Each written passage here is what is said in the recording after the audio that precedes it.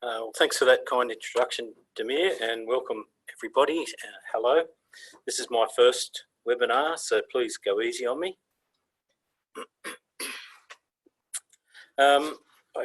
Just to start off with, we'll just have a quick look at the main agenda of today's webinar, which is why implement a warehouse management system.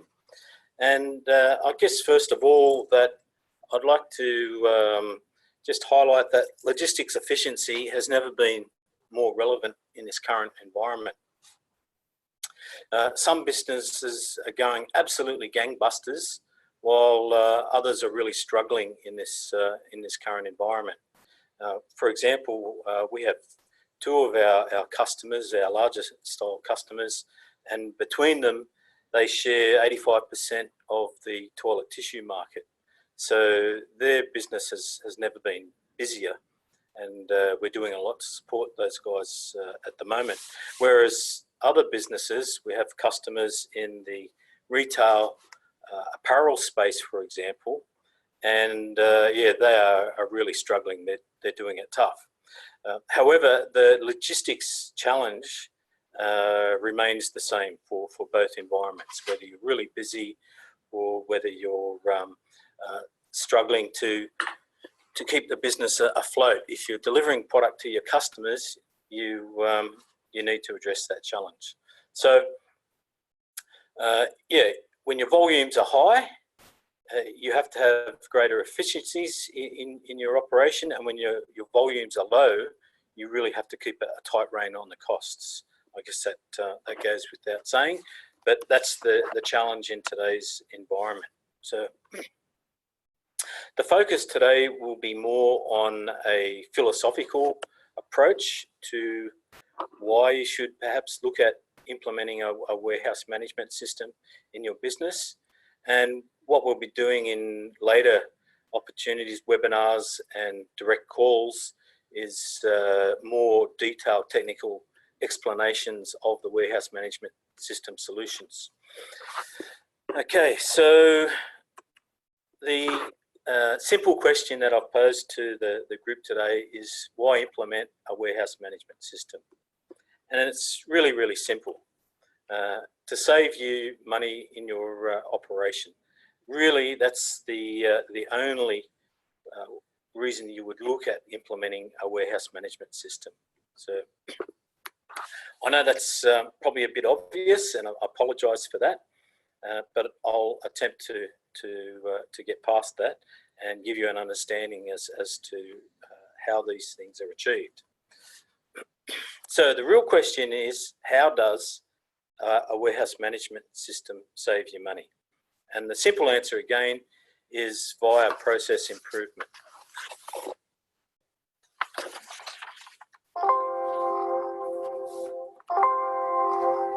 Something's happened here. Sorry about that. Okay, so look, I'd be confident in saying that anybody on this call would disagree if you improve your processes, you would undoubtedly save some money in your operation.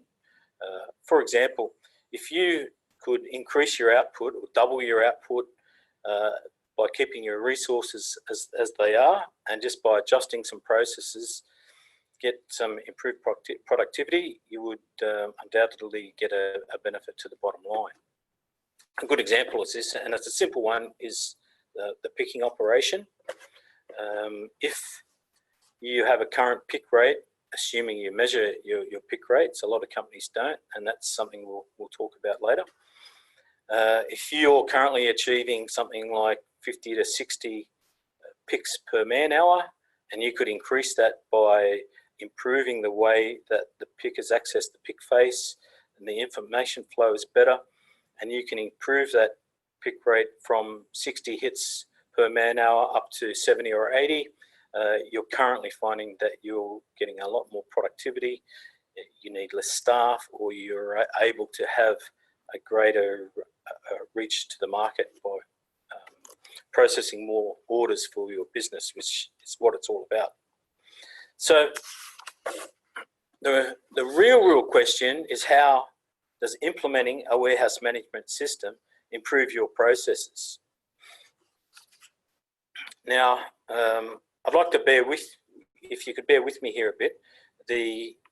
There's no single bullet point or PowerPoint slide that answers this question, and it's really the essence of today's discussion as to how does the WMS improve your business processes.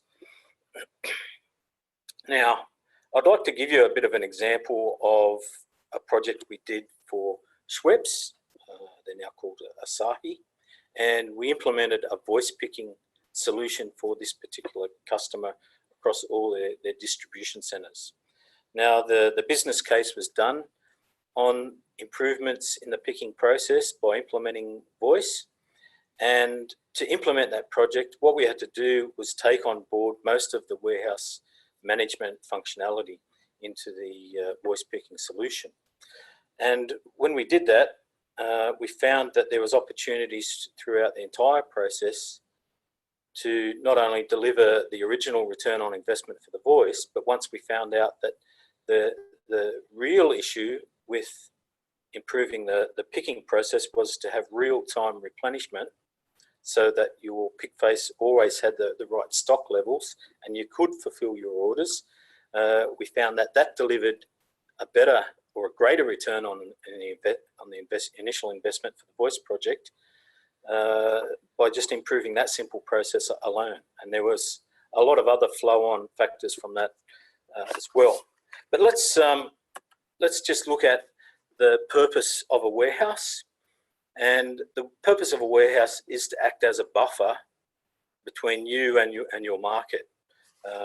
If you could operate your business without the warehouse, you would do it for sure. No one wants to go to the expense of having large buildings and properties and managing people within a warehouse and equipment. So the purpose is to have your stock and be able to deliver that in a timely manner to your customers.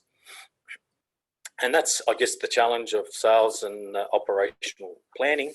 But the competition within your businesses will also drive that as well. If your competitor can deliver it in a week and you're taking 6 weeks because you're importing it from somewhere else and processing it directly, the competitor's undoubtedly going to have a bit of an edge in that situation. So think of your inventory as capital. Think of it in terms of actual cash or bank notes or coins sitting on the racks within your warehouse. And once you start to look at it that way, you'll have a very, very different approach to your inventory management and the way your warehouse works. Like if you're actually the Australian Mint and you're storing the cash on shelves, you could imagine the security and the processes and practice in place to maintain that kind of a warehouse. And some of the products our customers have are quite valuable. So it's a matter of looking at how best to manage your assets within your warehouse and your resources also involved in getting the effectiveness of your logistics processes within the warehouse. Now, I've been into many warehouses over the years, and it's quite obvious sometimes you walk in and you start to ask a few metrics on the operation, and you can tell the businesses that have a warehouse or a systems approach straight away. They have the information, they know what the metrics are, they know what their performance KPIs are, whereas the companies that are still operating on paper-based solutions or Excel spreadsheets or completely manual operations, you'll usually find that they don't have the answers to those questions. And I can understand why. That's a separate task again for somebody to gather that information, analyze it, and make some sense of what to do with that information to get some improvements. So think of the WMS in terms of a balance and a P&L for your inventory, because that's what the warehouse management system will provide. If you you went to your bank and you said, I'd like to know how much cash I have, or if I log in online or an ATM, and they responded with something like, well, we think we've got this much, but we'll need to do a stock take, and at the end of the month, we'll be able to reconcile and tell you exactly how much you have. So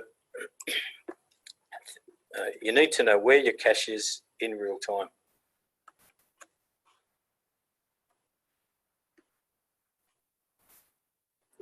I understand there's a bit of a problem with the video. There we go. Thanks.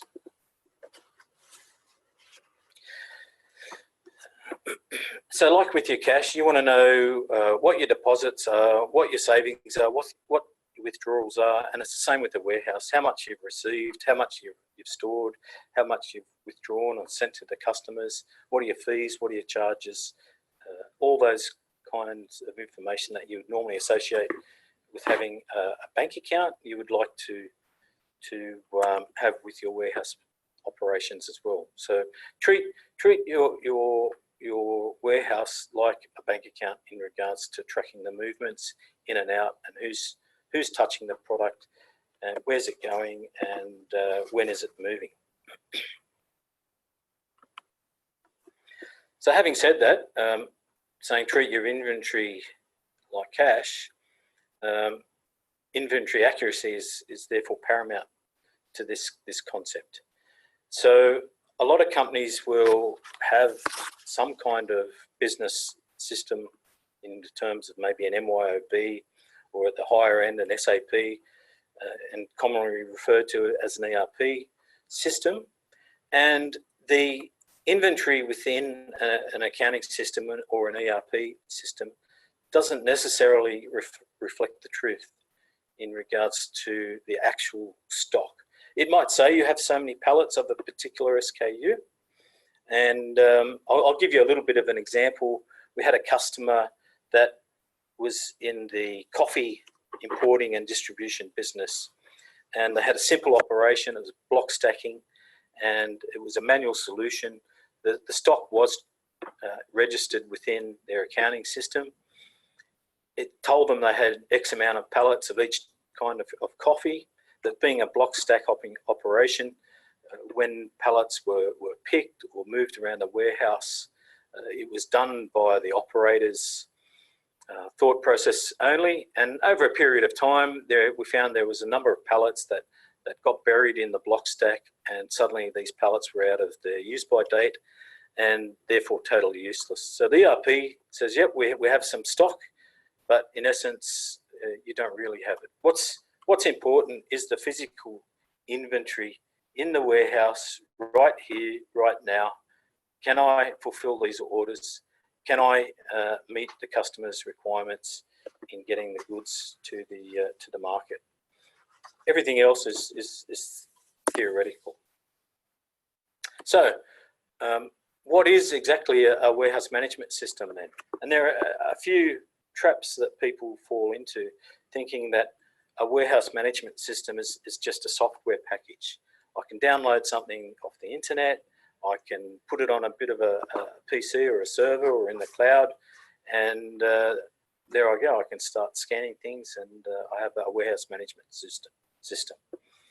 But there's a little bit more to that. The other approach is that people fall into the trap of looking at a bit of a checklist, a tick box exercise of saying the warehouse management system has this function, or it's this screen or this report, and they go through it and they compare and they line them up side by side, and usually whoever has the most ticks wins. And again, that's not really the aim of the exercise.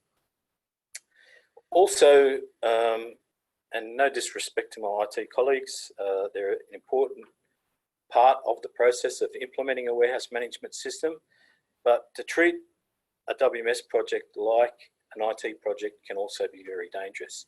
Like once you go down the path with the focus on the IT solution, it becomes more of a technical project. What is the operating system?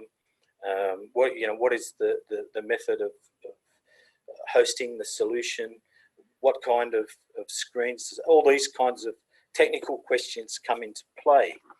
And at the end of the day, it doesn't really matter in regards to whether it's a Windows system or a Unix system or something else. It's a matter of, does it deliver the process improvement? So when you're looking at your selection criteria, yet you can do all these comparisons, but at the end of the day, the main criteria you should be using is, will the WMS vendor providing the solution deliver the process improvements that I'm looking for in the business? Everything else is kind of secondary if you don't get those results with the process improvement, because after all, that is the return on the investment. So at its core, a WMS tracks products by quantity to a location, and that's the basic fundamental principles of a warehouse management system. But to achieve that in an accurate way, because we've already established that your inventory is accuracy is key, you need to have a fairly integrated and structured process from the receiving dock all the way through to dispatch. And it does introduce a bit of discipline, and it does introduce a bit of change for the operators. And yeah, I'd like to give you a little bit of an example of a customer we had that manufactured products within the building industry. Some of those products were built to order, and they would get the work order, they would put an order onto the factory to build this particular product. It was purpose-built, it would be manufactured, stored into the warehouse, and then when it was time to pick that product, because it wasn't tracked to the put-away location, and they weren't tracking the inventory by location, they were relying on somebody's memory.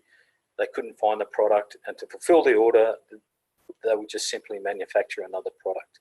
But lo and behold, a couple of weeks later, that product would turn up, and suddenly they've got duplicate inventory, or inventory that is no good, and they have to write it off. So having that ability to track and trace the product and an integrated process from receiving through to dispatch, whilst you might say, okay, my receiving time has increased a little bit slightly, the benefits throughout the whole process are critical, and you'll get a huge benefit to the bottom line.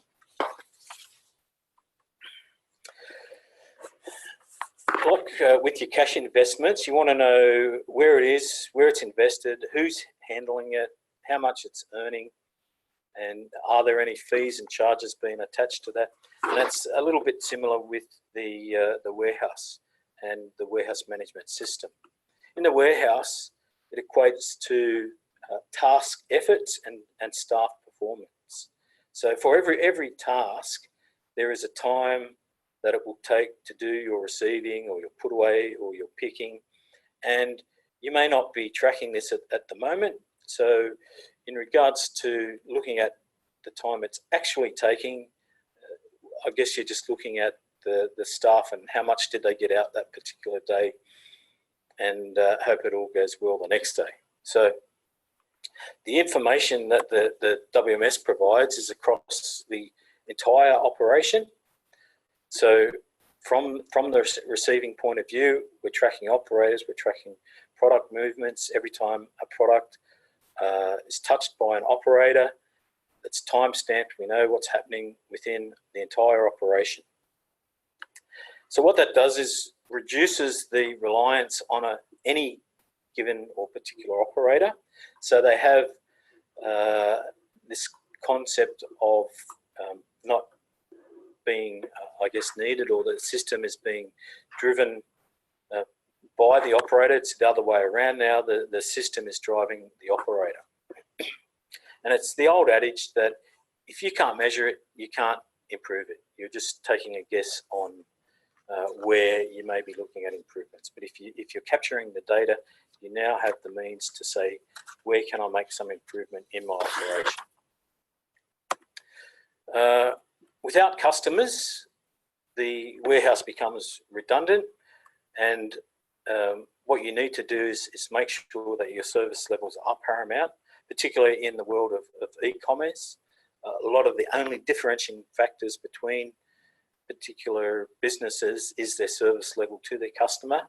So if we can demonstrate that you're providing a very efficient manner in which you're satisfying your customer orders, this will pay dividends to maintaining and keeping and growing customers. Improving order accuracy is key, and for every time you make an error with an order, you have to rectify, you have to adjust stock, you have to reservice that order, you have to try and satisfy that customer again. So improvement in order accuracy will deliver benefits in all sorts of areas within the warehouse operation. And what you need to do is, as a business, have the information to act on. You can look at all sorts of continuous improvements by analysing post-operations, but to make real improvement on a day-to-day basis, if you've got the information that you can act on now to fulfill an order, that's going to pay dividends throughout the process as well. So let's quickly talk about the process implementation. And by implementing change within a business, it can be a real challenge, and everybody is not immune to that situation. We're generally resistant to change.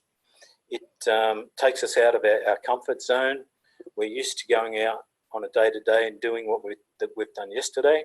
And that will come over time within the new world as well, but we have to make a change to get to the new process.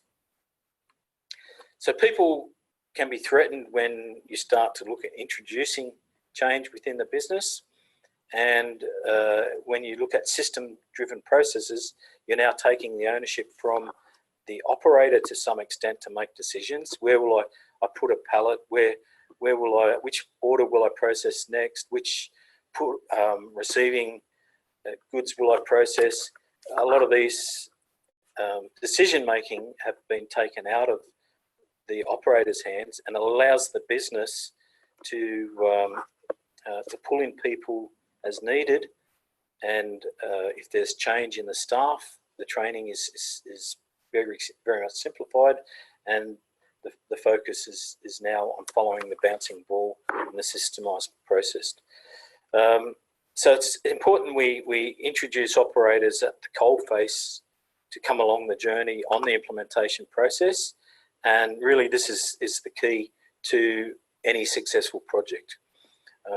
We've talked about downloading software from the internet, etc., but then what do you do with it?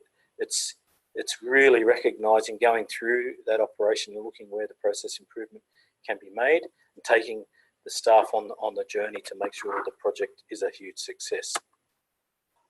So once the project has the green light and we've decided to implement a warehouse management system, we need to create that involvement at a very early stage within the project.